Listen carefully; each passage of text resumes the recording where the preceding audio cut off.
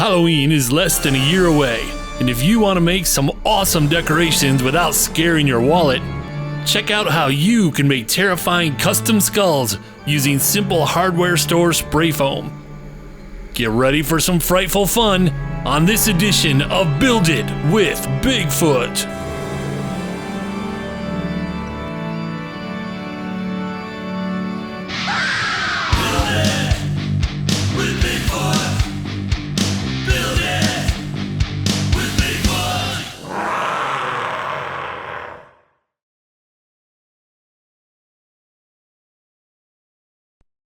Warning. Working with tools, chemicals, heat, electricity, light, sound, or any other materials or energy can be dangerous. Follow all safety protocols and use proper safety equipment. Children, ask your parents before starting any project. Proceed at your own risk. The materials you'll need for this project are skull candle molds, petroleum jelly, large binder clips, cans of great stuff insulating foam, and latex paint.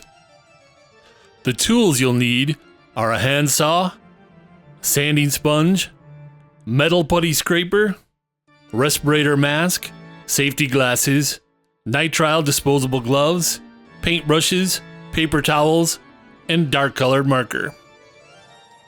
To find the molds to use with your spray foam, do an online search for skull candle molds.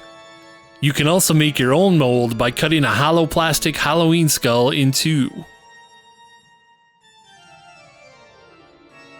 Next, we're going to take the petroleum jelly and use it to lubricate the inside of your skull molds. Experience has taught us that this step is the single most important part of creating a foam skull using spray foam. Make sure to thoroughly lubricate the inside of your molds. Press petroleum jelly into every nook and cranny. Any space that you miss, the spray foam will adhere to. Again, don't shortcut this step. Do a good job, lubricate everything with the petroleum jelly. Next, cut a paper towel into several small strips. Run the strips under water until damp. Not dripping wet, just damp will do. Set these strips aside for the time being. Many different insulating spray foams exist in the market. Different spray foams yield different results in the molds. Our personal favorite is Great Stuff Window and Door in the light blue can. It seems to yield the most consistent results out of the mold. Make sure to shake your spray foam vigorously before using. We highly recommend when working with spray foam that you wear disposable gloves and a vapor mask. This foam is highly toxic and it sticks to everything. Once you've filled a little bit of foam into the bottom of the mold, take your paper towel strip and put it on top of the foam. Then continue to spray more foam until this half of your mold is about 2/3 full.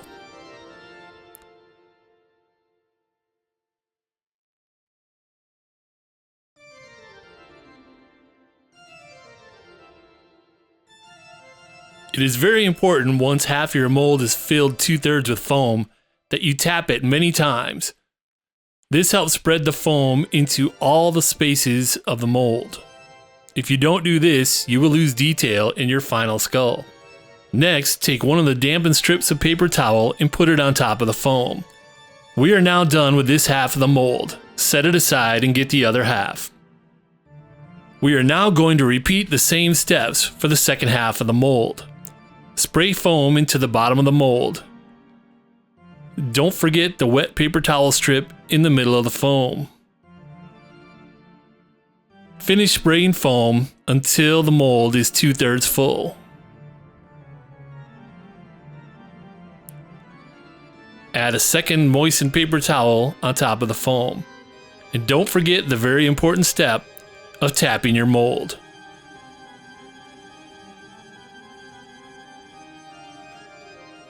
Alright, now it's time to join the two halves of your mold.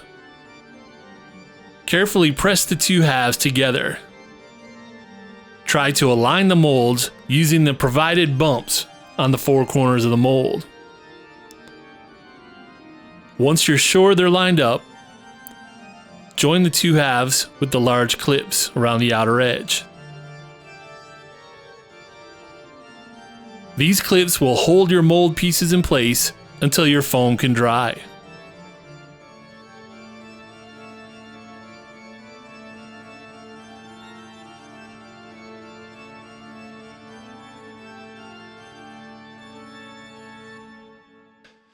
And now the most difficult part of the project. For a closed mold such as this, it takes about 7 days for the foam to harden. So now we wait. If you don't want to wait 7 days for your foam to dry, there is a faster way to do the project, but it requires some extra work on the back end. To begin with, the process starts exactly the same as our previous process.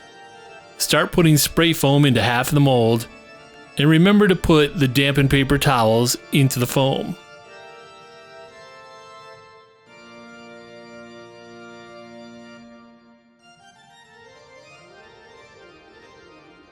Repeat the process, same as before, on the second half of the mold.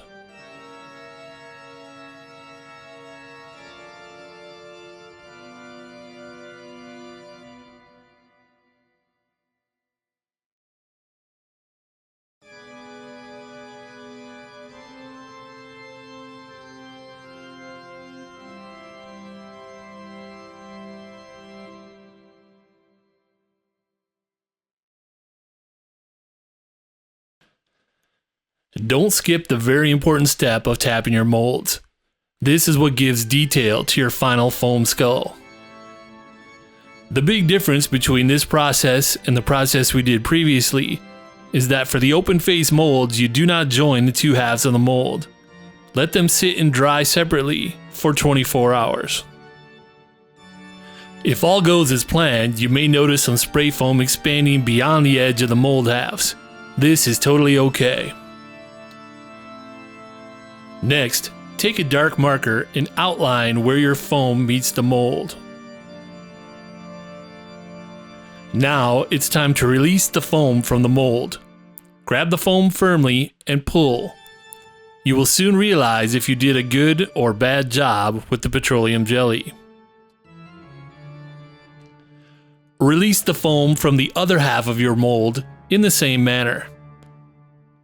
It may be sticking depending on how good of a job you did with the petroleum jelly, but don't give up. Next, take a handsaw and saw along the line that you created with the dark marker.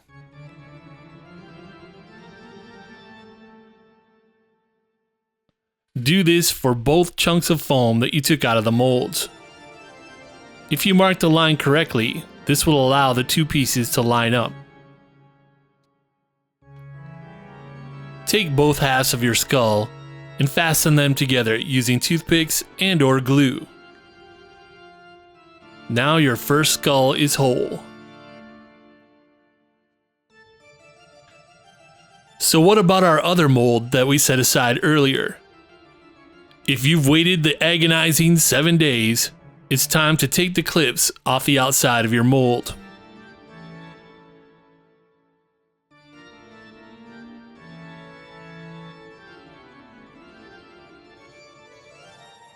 Oftentimes, the most difficult part of working with a closed mold is trying to get it to open and release the foam. If you're having difficulty as we did, you can use a metal putty scraper. Stick it between the two halves of the mold and twist. Try not to break your molds. Eventually, with enough trying, you will be able to split the molds.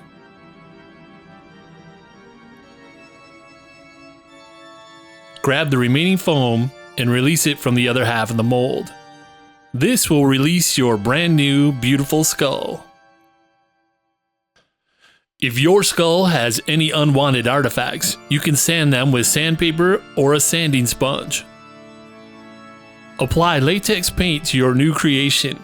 Do not use spray paint or it will melt your new foam skull. Foam can be tricky, so feel free to experiment with different types and brands of spray foam. As you can see by one of our earlier attempts, the foam came out twisted and weird looking. Of course, this is a bonus for a Halloween skull.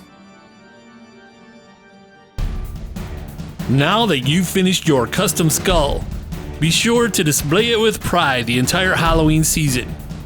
And remember, you built it with Bigfoot.